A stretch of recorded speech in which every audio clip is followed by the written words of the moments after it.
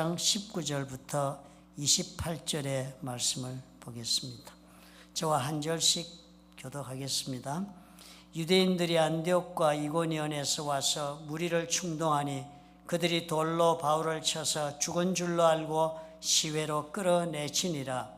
제자들이 둘러섰을 때 바울이 일어나 그 성에 들어갔다가 이튿날 바나바와 함께 더베로 가서 복음을 그 성에서 전하여 많은 사람을 제자로 삼고 루스드라와 이고니온과 안디옥으로 돌아가서 제자들의 마음을 굳게 하여 이 믿음에 머물러 있으라 권하고 또 우리가 하나님의 나라에 들어가려면 많은 환난을 겪어야 할 것이라 하고 각 교회에서 장로들을 택하여 금식 기도하며 그들이 믿는 주께 그들을 위탁하고 비시디아 가운데로 지나서 밤빌리아에 이르러 말씀을 버가에서 전하고 아탈리아로 내려가서 거기서 배 타고 안디옥에 이르니 이곳은 두 사도가 이룬 그 일을 위하여 전에 하나님의 은혜에 부탁하던 곳이라. 그들이 이르러 교회를 모아 하나님이 함께 행하신 모든 일과 이방인들에게 믿음의 문을 여신 것을 보고하고 제자들과 함께 오래 있으니라. 아멘. 이번 달에 우리가 사도행전을 읽어가고 있습니다. 여러분 매일 묵상하시는 일에 동참하시면 사도행전은 읽기도 쉽습니다. 이야기가 기록되어 있고요. 다음 달 우리 초순까지는 사도행전을 읽고 공부하도록 하겠습니다. 사도행전은 한마디로 정리를 하면 예수 그리스도의 복음이 세상으로 전파되어 나가면서 그에 따라서 교회가 또한 어떻게 세워져 가고 있는가 그 모습을 자세하게 보여주고 있는 그런 책입니다. 교회는 우리가 잘 알다시피 예수님의 뜻을 따라 시작된 것이 교회의 본질입니다. 예수님께서 살아 계셔서 생전에 이 땅에 제자들을 가르치시고 계셨을 때 주님 말씀하시기를 내가 이 반석 위에 교회를 세우리니 음부의 권세가 이기지 못할 것이다. 그렇게 말씀하셨습니다. 그러니까 이미 그 말씀하신 곳에서 그 말씀의 내용 중에 음부의 권세와의 투쟁이 예상되어 있는 그런 선언의 말씀을 교회에 주신 것입니다. 교회가 그렇게 해서 시작이 되었습니다. 말씀하신 대로 일이 벌어졌습니다. 교회와 음부의 세력 사이에는 엄청난 갈등과 대립이 일어나기 시작을 했습니다. 그런데 우리의 기대와는 다르게도 예루살렘에 세워진 그 예수님의 교회가 핍박을 받아서 천지사방으로 흩어져 버리고 마는 것입니다.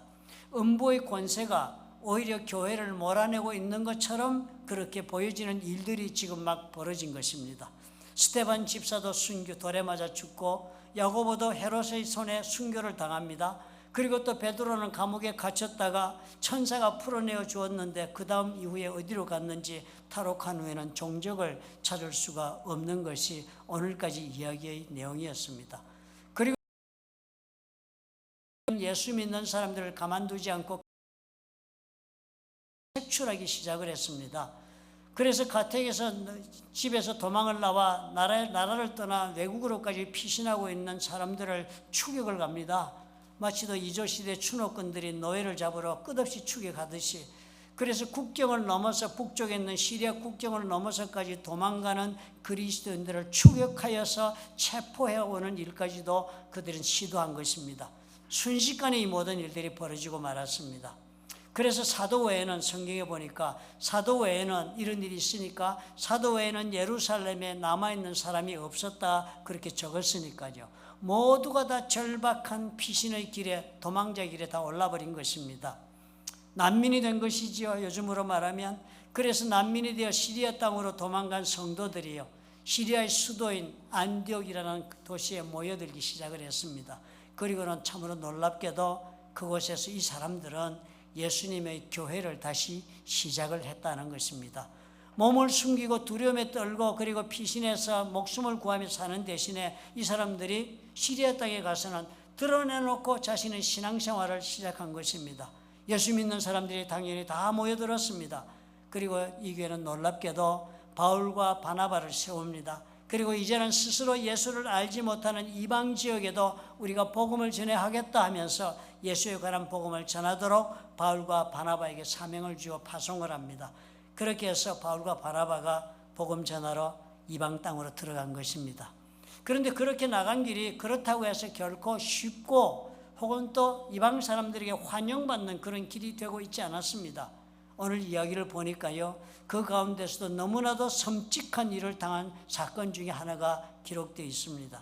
여러 곳을 거쳐서 바울과 바나바가 터키 땅에 있는 이고니온이라는 곳에 이르렀어도 역시 복음을 전하게 되었습니다.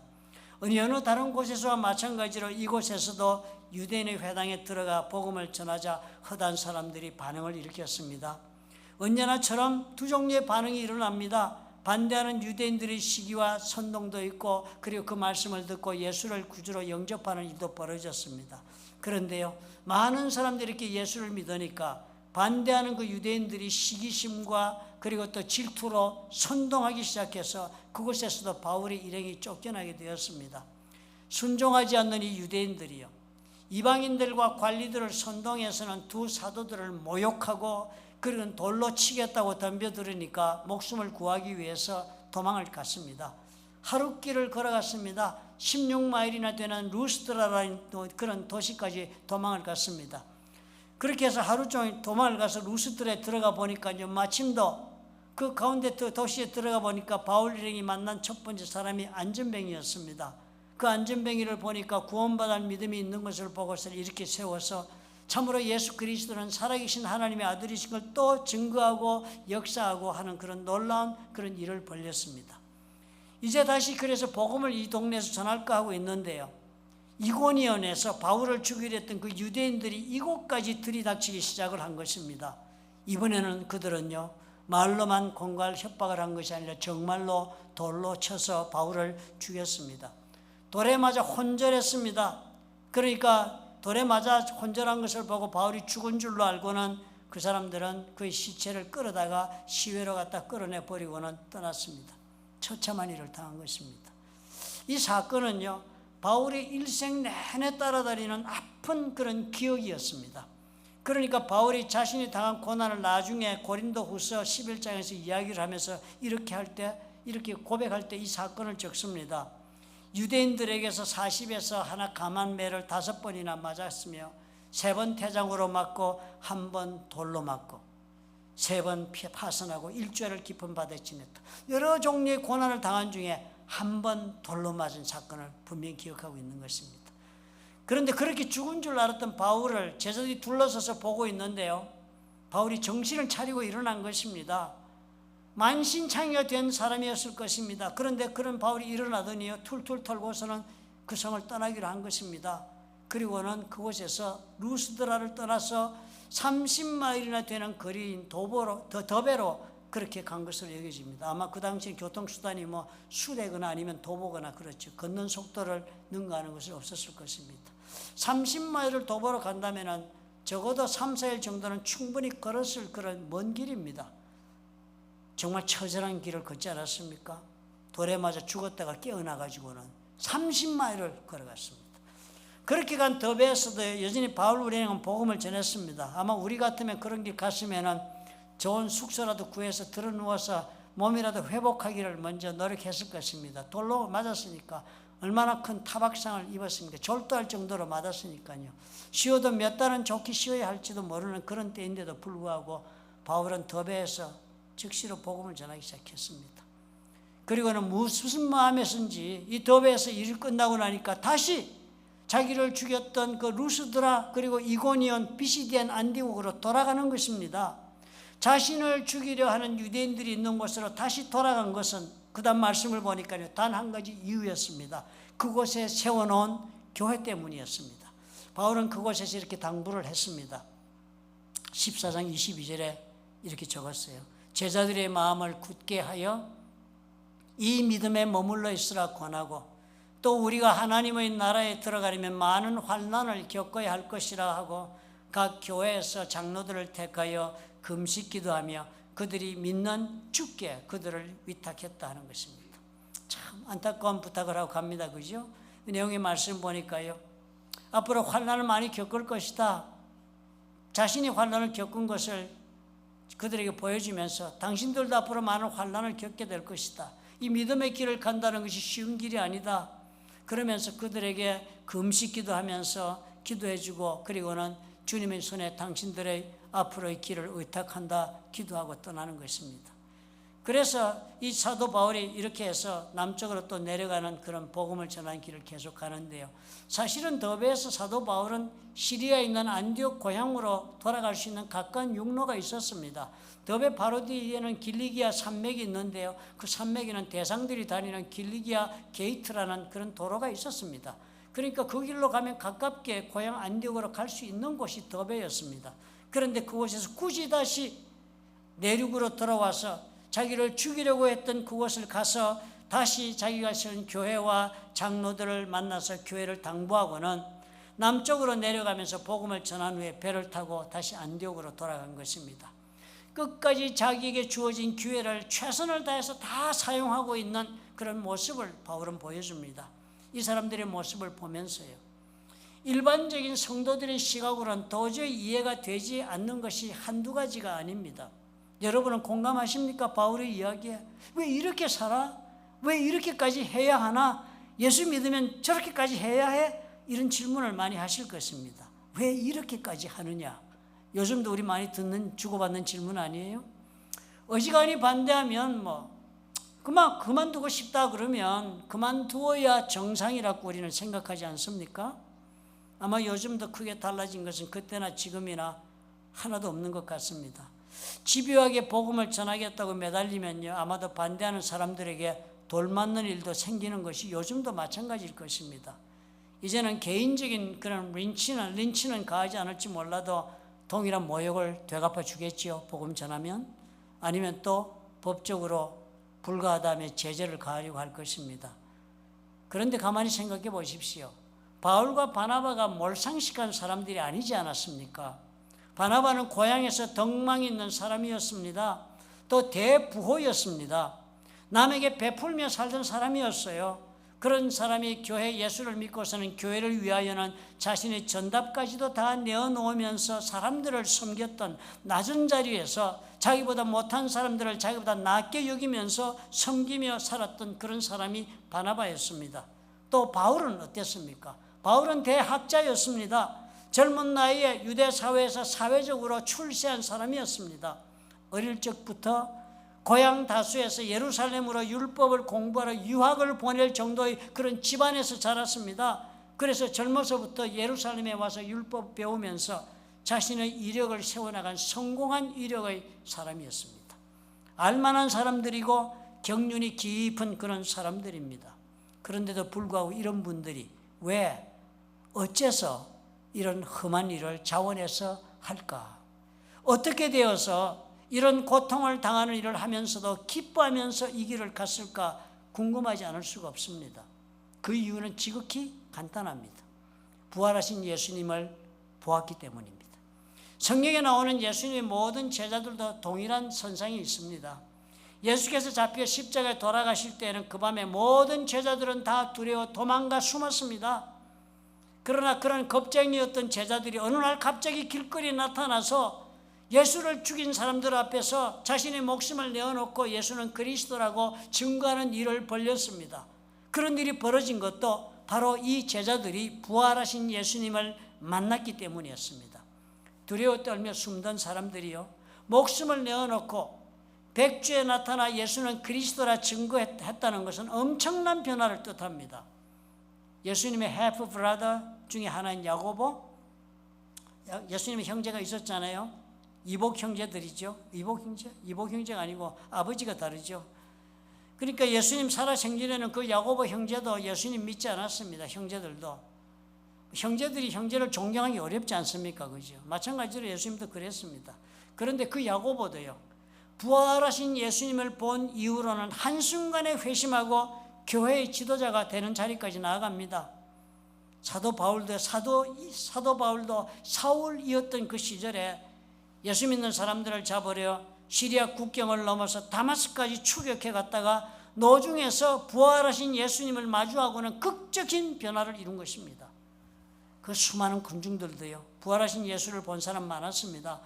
부활하신 후에 40여일을 이 땅에서 예수님 다니셨으니까요, 많은 사람들을 만나 자신의 부활의 그 몸으로 그리스도는 해를 받고 부활해야 할 것을 모세의 율법을 통하여 설명하신 일을 계속했다고 성경이 적고 있습니다. 이렇게 부활을 직관한 사람들이요, 모두가 다 어떻게 되었습니까? 예외 없이 어떤 고통도 그리고 죽음에 대한 위협도 마다 않고서 예수는 그리스도라고 인정하고 말하는 것을 두려워하지 않았습니다. 오늘 우리가 이것을 이해해야 합니다. 우리의 믿음이라는 것이 도대체 어떤 기반 위에 세워져 있는가 질문해 보아야 합니다. 우리가 예수를 믿는다면 우리는 어떤 예수를 믿는가 말할 수 있어야 하겠습니다. 어떤 아름다운 말로, 어떤 고상한 표현으로, 아니면 합리적이고 또 신앙적인 말로 우리가 아무리 설명을 한다 할지라도 그 말 중에 나는 예수 그리스도의 부활을 믿는다는 고백이 들어있지 않다면 그 믿음은 어떤 시험도 견뎌내지 못하고 말 것입니다. 예수님은 그 모든 따르고자 하는 사람들에게 한 가지 기준 지침을 제시했습니다. 마태복음 16장 24절에 주님이 이렇게 제자들에게 말씀했습니다. 누구든지 나를 따라오려거든 자기를 부인하고 자기 십자가를 지고 나를 따를 것이니라. 예수님 따르는 사람들은, 예수 믿고 예수를 따르는 사람들은 다 이렇게 해야 되는 것이 예수님의 규정이었고 조건이었습니다. 이걸 충족시켜야만 예수님 따라갈 수 있는 조건이었습니다. 그런데 그 다음 구절은 더 참혹합니다. 25절에는 누구든지 제 목숨을 구원하고자 하면 잃을 것이요 누구든지 나를 위하여 제 목숨을 잃으면 찾으리라 그랬습니다. 예수님 위해서 자기 모든 걸 내려놓고 다 바치면 산다는 뜻을 이렇게 표현했겠지요. 예수님은 한 번도 자기를 따르려고 하는 사람들에게 애매모호하게 말씀하신 적이 없습니다.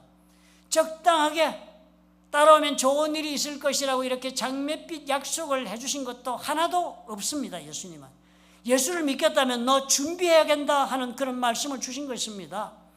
자기 십자가를 진다는 말은 짐을 좀 무겁게 지고 살아간다는 뜻은 전혀 아닐 것입니다. 십자가는 죽음을 상징하는 형틀입니다. 짐을 운반하는 지게가 아닙니다. 자신의 목숨을 아끼면 오히려 잃을 것이고 자신을 버리면 오히려 목숨을 찾게 된다고 명백하게 말씀을 했습니다. 이기적인 목적 아래 나 혼자 잘 살겠다고 사는 사람은 죽고 만다. 이기적인 마음을 버리고 예수님을 따라 이타적인 사랑으로 살면 생명을 누린다라고 주님 말씀하신 것입니다. 누가 이런 믿음으로 예수를 믿겠는가? 오늘도 아마 속으로 질문하고 계신 분도 이 자리에 계실 것입니다. 그러니까요, 누가 이런 길을 가겠습니까? 제정신이 있다면 이런 선택을 할 사람은 아무도 없습니다. 우리는 본능을 가지고 있는 존재들입니다. 살고자 하는 본능, 우리가 사람인 이상 빼앗기지 않는 본능입니다.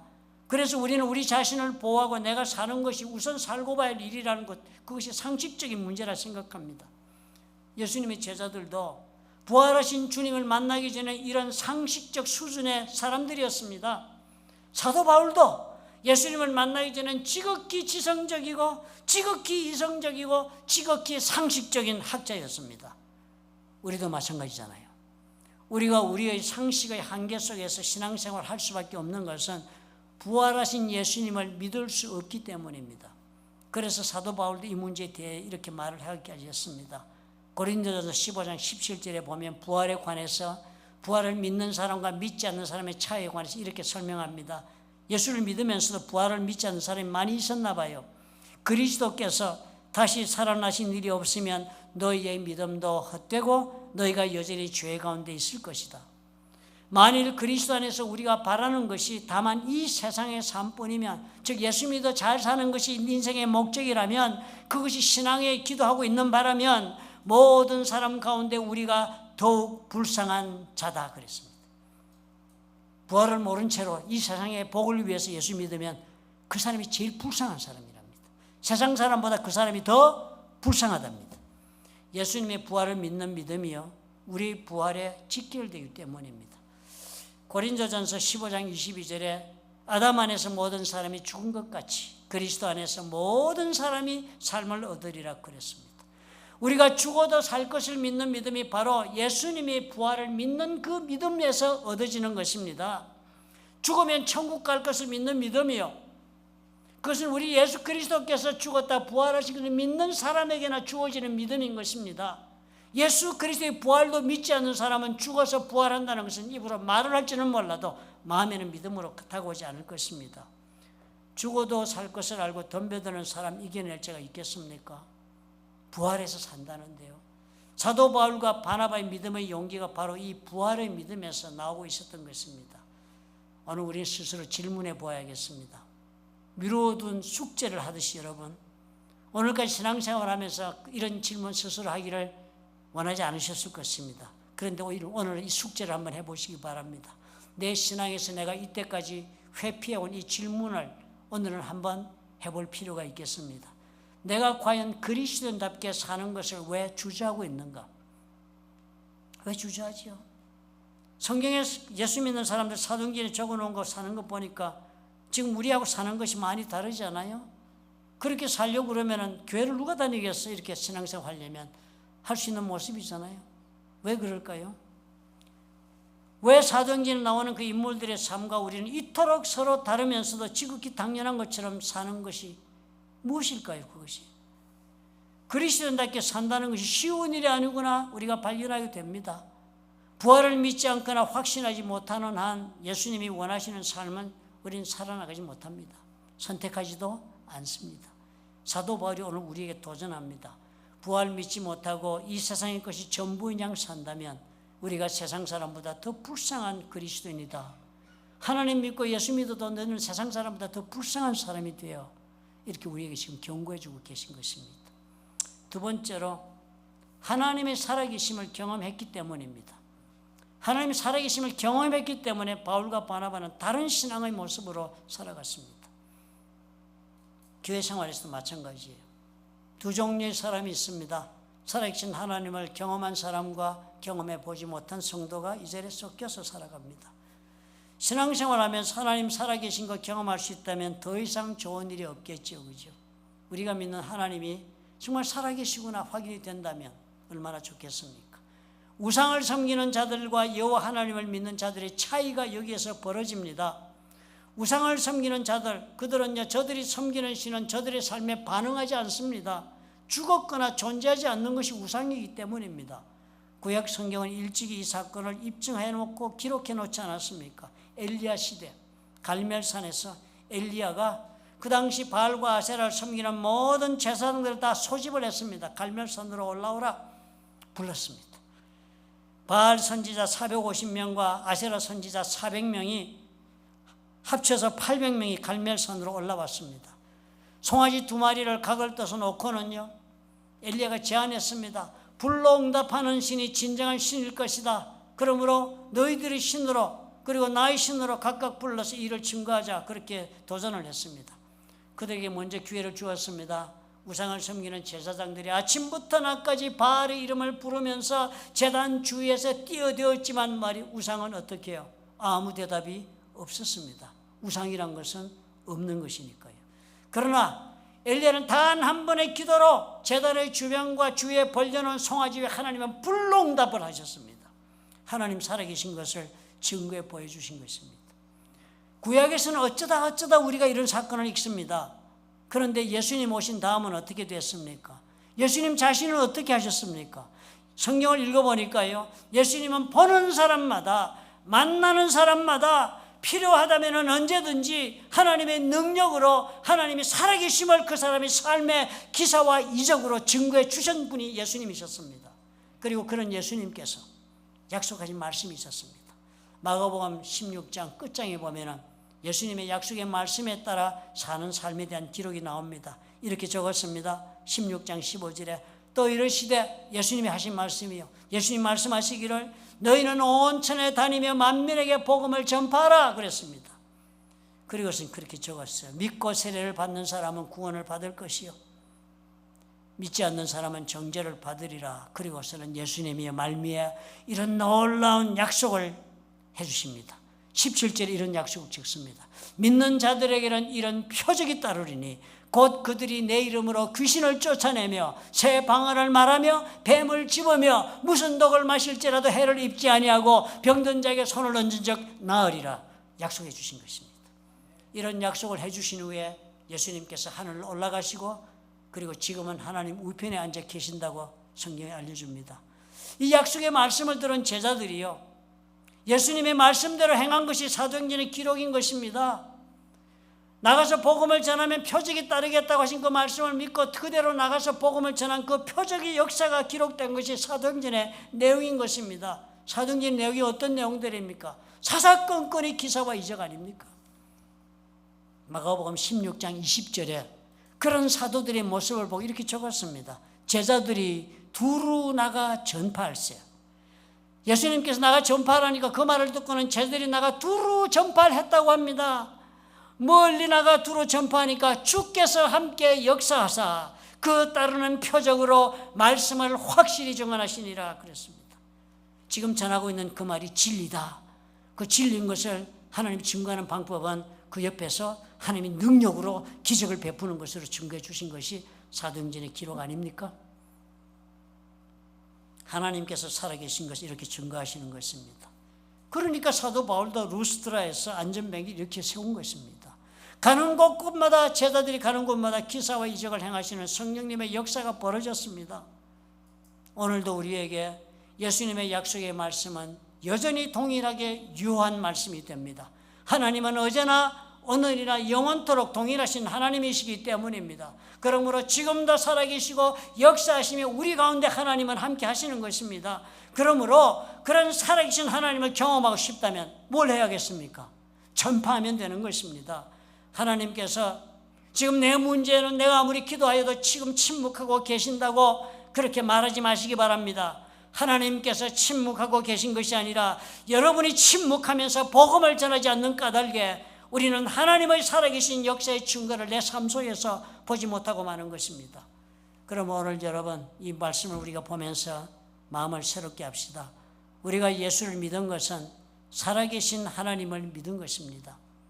예수께서 죽으셨다가 3일 만에 부활하셔서 지금은 하나님 보좌 우편에 계신 것을 믿는 것입니다. 그리고 그 예수님께서 지금 우리를 육신으로는 떠나 계시지만 지금 그렇게 떠나 계신 동안에도 성령으로 우리 영혼 가운데 오시고 우리 삶 가운데 오셔서 지금도 그 옛날 2000년 전의 예수님처럼 우리 삶 가운데서 역사하고 계신 것을 우리가 믿는 것이 우리의 믿음입니다. 그뿐 아니라 예수께서 부활하신 까닭에 우리도 죽어서 다시 사는 것을 믿는 믿음으로 오늘을 사는 것입니다. 그렇다면 주님께서 말씀하신 대로 우리도 주님을 따를 수가 있습니다. 죽음도 두려워하지 않는 믿음의 길도 걸을 수가 있습니다. 현실의 문제에 연연하지 않고 하나님의 역사를 맛보는 그런 인생을 살 수 있는 그런 인생이 경영될 수가 있는 것입니다. 우리 자신을 부인하고 우리에게 주신 십자가를 지고 우리도 주님을 따를 수 있는 그런 믿음의 사람이 될 수가 있는 것입니다. 부활을 믿기 때문입니다. 다시 사신 예수님 믿고 나도 다시 살 것을 믿기 때문입니다. 무엇이 두려워 주저하겠습니까? 이런 믿음을 오늘 우리가 확인하십시다. 담대한 그리스도인의 삶을 선택할 수 있는 유일한 길이 됩니다.